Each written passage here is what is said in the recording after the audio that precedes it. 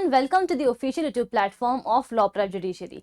मैं डिंपल पारेख, आपकी law educator, आप सभी लोगों का बहुत बहुत स्वागत करती हूँ आज के इस सेशन में। अब ये तो हमारे बचपन की ही आदत है कि जब भी कोई भी एग्जाम आता है, कॉलेज का एग्जाम हो, स्कूल का एग्जाम हो, कोई भी कॉम्पिटिटिव एग्जाम हो, तो माइंड में हमेशा एक क्वेश्चन आता है एग्जाम होने से पहले, और वो ये कि कितने मार्क्स चाहिए पास होने के लिए। और ऐसा ही कुछ अभी आप लोगों के साथ भी हो रहा है। ऑल इंडिया बार एग्जामिनेशन जैसे जैसे नजदीक आ रहा है, हमारे पास बहुत सारी क्वेरीज आ रही हैं कि मैम पास होने के लिए कितने मार्क्स चाहिए होंगे, हमें कितने क्वेश्चंस अटेम्प्ट करने होंगे।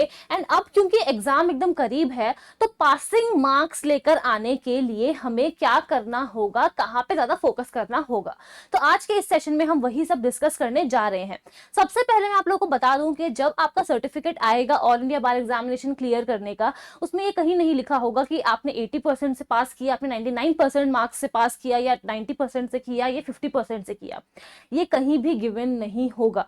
सो बेसिकली क्या बताया होगा हमें कि भाई आप पास हुए हैं या फिर फेल हुए हैं, बस इतना बताया होता है हमें, राइट।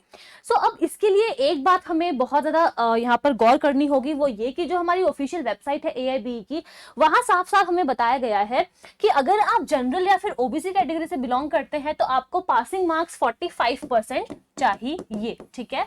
और अगर आप SC/ST कैटेगरी से या फिर स्पेशली एबल्ड कैटेगरी से बिलोंग करते हैं तो आपको चाहिए होंगे 40% मार्क्स। इसका मतलब ये कि अभी तक आपने जो अपने दिमाग में बना के रखा है कि मुझे तो वन लाइनर क्वेश्चंस आते ही नहीं है, क्या करूंगा, मेरे तो लैंडमार्क जजमेंट्स इतने स्ट्रांग नहीं है, तो मैं क्या करूं, AIBE क्लियर होगा या नहीं होगा, सारे क्वेश्चंस तो डायरेक्ट से नहीं आने वाले हैं, तो ऐसा क्या करूं, साथ में कोई ऐसी चिट ले जाऊं या फिर साथ में कोई नोट्स ले जाऊं जिससे कि मेरे एग्जाम में हेल्प हो जाए।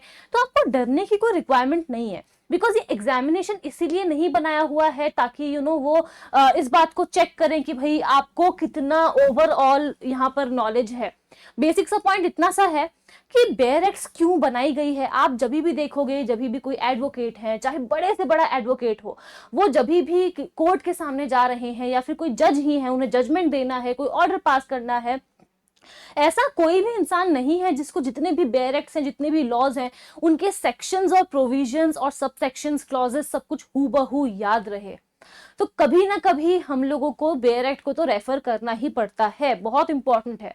एंड एज अ रिजल्ट आपको पता होना चाहिए बेयर एक्ट की रीडिंग कैसे होती है, कौन सा सब्जेक्ट में क्या क्या हमें, फॉर एग्जांपल बहुत सारे स्टूडेंट्स हैं जो जानते हैं IPC क्या है या फिर BNS क्या है, बट मोस्ट ऑफ यू अगर आप खोल के देखोगे IPC या BNS के इंडेक्स को, तो आपको पता चलेगा कि आपको पता ही नहीं है कि उसमें कौन से प्रोविजंस और दिए गए हैं। भाई IPC is not only about चोरी डकैती, बहुत सारी बातें हैं जो हमें यहाँ पर बताई गई है। सो एज अ रिजल्ट यहाँ पे जो आपका देखा जाएगा वो ये कि आपके सामने जब बेयर एक्ट रखा है एग्जाम में, तो आप किस तरीके से एफिशिएंटली क्वेश्चंस को ढूंढ पाते हो, ठीक है। सो एक क्वेश्चन अगर आपके माइंड में आ रहा है, पास होंगे या नहीं होंगे, डेफिनेटली हो जाओगे पास आप, बिकॉज आपको यहाँ पर 40 एंड 45% मार्क्स ही चाहिए। और इसका भी एक बहुत आसान सा तरीका है जो मैं आपको बताती हूँ। अब जब AIBE पास आ रहा है, आपको स्मार्ट वर्क करने की रिक्वायरमेंट है, एंड एज अ रिजल्ट कुछ सब्जेक्ट हमारे ऐसे हैं जो बहुत ज्यादा ही स्कोरिंग है। सबसे पहले अगर हम बात करें कॉन्स्टिट्यूशनल लॉ की, Indian penal code, CRPC, CPC, evidence act, then comes family law, then comes हमारा प्रोफेशनल एथिक्स वाला subject, then comes law of torts and law of contract. अगर आप इनको देखोगे 60% से अबव तो यही जा रहे हैं सिर्फ सब्जेक्ट्स, और आप किस बारे में टेंशन ले रहे हो, कंपनी लॉ में जो 2 क्वेश्चंस आएंगे वो मैं कैसे करूंगा, ठीक है। आप ये सोच रहे हो एनवायरमेंटल लॉ में जो 2 क्वेश्चंस आ रहे हैं वो कैसे करूंगा, साइबर लॉ में जो क्वेश्चंस आ रहे हैं 2 वो कैसे करूंगा। टैक्सेशन की अगर हम बात करें 4 मार्क्स से इंपॉर्टेंस रखता है, तो आप उसकी बेयर एक्ट जरूर से लेकर के जाइएगा।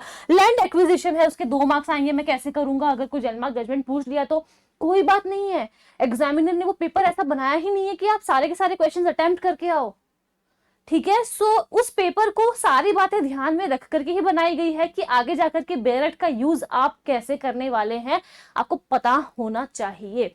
एंड एज अ रिजल्ट अगर आपको जो बेयर मिनिमम हमें मार्क्स चाहिए 40-45% वो लेकर आने हैं, तो ये सब्जेक्ट जो मैंने आपको अभी बताए हैं, कॉन्स्टी, IPC, BNS, CRPC, CPC, evidence act, family law, professional ethics, law of torts and law of contract, इस पे फोकस करना होगा। बहुत ही सिंपल है ये, ठीक है। सो आपको क्या करना है कि ये जितने भी आपको मैंने अभी बताए हैं इनके बेयरएक्स लो और एक बार इन सभी के इंडेक्स को देख लो कहां पर किस बारे में बात हुई है, और एक प्रीवियस ईयर क्वेश्चन पेपर लो और बेयरएक्स के साथ बैठ करके उसको सॉल्व कर लो 3 घंटे में। आपकी जो भी प्रॉब्लम है, दिक्कत है, परेशानी है, उसका हल आपको तुरंत मिल जाएगा। जब तक आप प्रैक्टिस नहीं करोगे एग्जाम वाले दिन आपको कॉन्फिडेंस नहीं आएगा, और ये मैं अपना जो पर्सनल एक्सपीरियंस है सॉरी उसी से बता रही हूँ, ठीक है। So that is all about it. बहुत सारे सेशंस है जो हम आपके लिए रोज ले रहे हैं, जहां पर आप देख सकते हो हम आपके लिए 7 days 7 मॉक सीरीज लेकर आए हैं। आप चाहो तो आप यहां से भी प्रैक्टिस कर सकते हो, ठीक है। जैसे क्वेश्चन आता है आपके सामने, आप क्या करोगे, उसको पॉज कर दोगे, बेयरएक्स में ढूंढ लो अपना आंसर, ठीक है। या फिर आप जो हमारे लाइव सेशंस होते हैं, ये 12 बजे सेशंस होते हैं, आप उसमें भी आ सकते हो, ज्वाइन कर सकते हो। बहुत सारी वीडियोस हमने आपके लिए बनाई है जहां 100 क्वेश्चन हमने बताए हैं कि बेयरएक्स के अलावा 100 क्वेश्चन डेफिनेशन वाले भी आते हैं, तो इससे बाहर नहीं आने वाला है, तो आप ये वीडियो देख सकते हैं। 50 लैंडमार्क जजमेंट्स हमने एकदम सिंप्लीफाइड वे में आपके लिए लेकर आए हैं ये सेशन, जहां पर 2 लाइंस में सिंप्लीफाइड जजमेंट जो है वो दिए गए हैं। बेयरएक्स को यूज करके आंसर्स आपको कैसे ढूंढने हैं, सारी बातें आपको यहाँ पर बताई गई है, सारे टिप्स एंड ट्रिक्स आपको बताए गए हैं। So now what you have to do is, आपको बस खाली अब कुछ समय ही बचा है, अपने माइंड को काम कंपोज रखना है। कैटेगरी वाइज आपको ऑलरेडी मार्क्स बता चुकी हूँ, क्या AIB क्लियर होगा या नहीं होगा मैं बता रही हूँ, हो जाएगा।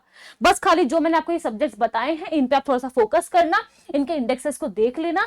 फिर भी अगर आपके माइंड में कोई भी दिक्कत, परेशानी, डाउट आती है तो we are always there for you, and as a result आप कमेंट सेक्शन में हमें जो भी आपकी परेशानी है वो कमेंट करके पूछ सकते हैं। Thank you so much everyone, I will see you all in the next session. Thank you so much, and yes, all the very best.